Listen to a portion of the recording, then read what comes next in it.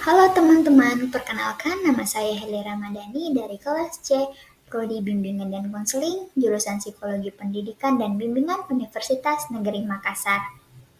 Untuk pemenuhan tugas akhir mata kuliah BK Belajar, dalam video kali ini kita akan membahas salah satu masalah siswa yang harus segera ditangani oleh guru BK, yang mana masalah yang akan kita bahas mengenai prokrastinasi akademik. Kalian tahu tidak, sebenarnya apa sih prokrastinasi akademik itu?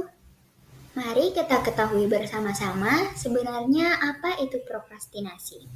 Jadi, menurut Burka dan Yon pada tahun 2008, istilah prokrastinasi berasal dari bahasa Latin procrastination dengan awalan pro yang berarti mendorong maju atau bergerak maju dan akhiran krastinus yang berarti keputusan hari esok, atau jika digabungkan menjadi menangguhkan atau menunda sampai hari berikutnya.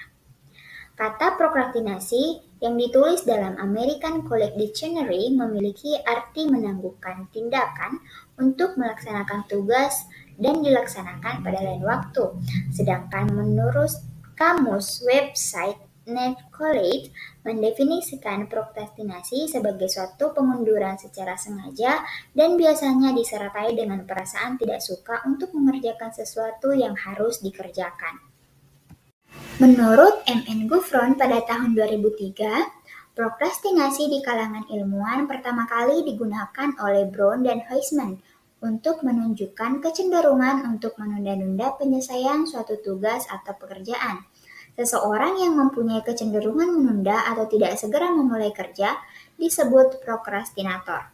Prokrastinasi dapat juga dikatakan sebagai penghindaran tugas yang diakibatkan perasaan tidak senang terhadap tugas serta ketakutan untuk gagal dalam mengerjakan tugas.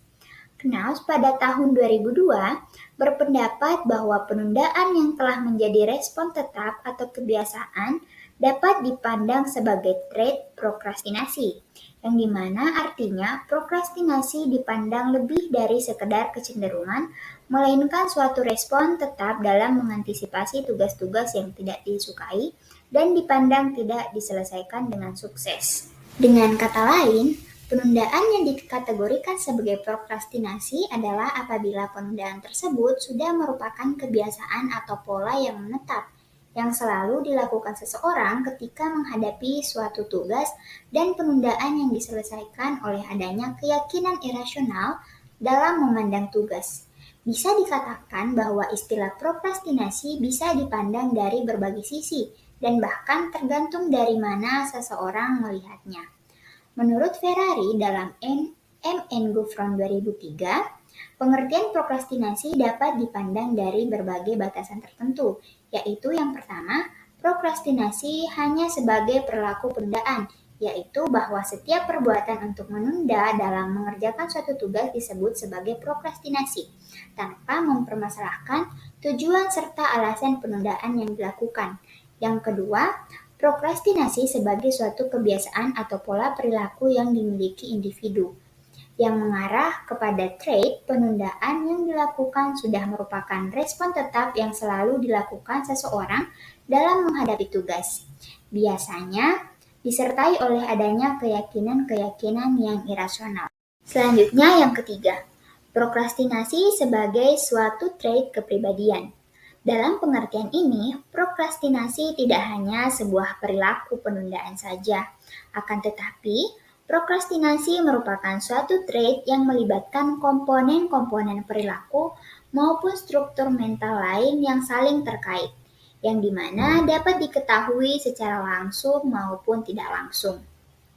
Selanjutnya, berdasarkan pengertian dari pemaparan sebelumnya, peneliti menyimpulkan pengertian prokrastinasi sebagai suatu penundaan yang dilakukan secara sengaja dan berulang-ulang, dengan melakukan aktivitas lain yang tidak diperlukan dalam pengerjaan tugas yang penting. Seseorang yang memiliki kesulitan untuk melakukan sesuatu sesuai dengan batasan waktu yang telah ditentukan, sering mengalami keterlambatan mempersiapkan diri secara berlebihan, maupun gagal dalam menyelesaikan tugas sesuai batas waktu, bisa dikatakan sebagai prokrastinator. Selanjutnya, mari kita ketahui apa ciri-ciri dari prokrastinasi. Ciri-ciri prokrastinasi akademik menurut Burka dan Nguyen pada tahun 2008 menjelaskan bahwa yang pertama, prokrastinator lebih suka untuk menunda pekerjaan atau tugas-tugasnya. Yang kedua, berpendapat lebih baik mengerjakan nanti daripada sekarang, dan menunda pekerjaan adalah bukan suatu masalah besar. Yang ketiga, terus mengulang perilaku prokrastinasi. Dan yang keempat atau yang terakhir, pelaku prokrastinasi akan selalu kesulitan dalam mengambil keputusan. Selanjutnya, menurut Ferrari dalam M.N. Gouffron pada tahun 2003, mengatakan bahwa sebagai suatu perilaku penundaan, prokrastinasi akademik dapat termanifestasikan dalam indikator tertentu yang dapat diukur dan diamati dalam ciri-ciri tertentu, yakni berupa yang pertama, penundaan untuk memulai maupun menyelesaikan kerja pada tugas yang dihadapi. Yang kedua, keterlambatan dalam mengerjakan tugas. Dan yang ketiga, kesenjangan waktu antara rencana dan kinerja aktual.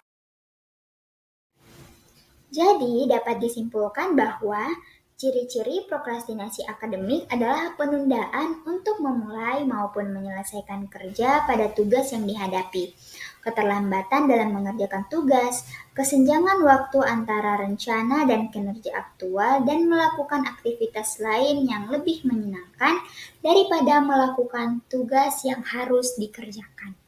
Selanjutnya, apa ya jenis-jenis prokrastinasi akademik? Jadi, jenis-jenis prokrastinasi akademik menurut Ferrari dalam Yemima Hustia pada tahun 2010 membagi prokrastinasi menjadi dua jenis prokrastinasi berdasarkan manfaat dan tujuan melakukannya, yaitu yang pertama, functional procrastination, yaitu penundaan mengerjakan tugas yang bertujuan untuk memperoleh informasi lengkap dan akurat. Yang kedua, dysfunctional procrastination, yaitu penundaan yang tidak bertujuan, berakibat buruk dan menimbulkan masalah.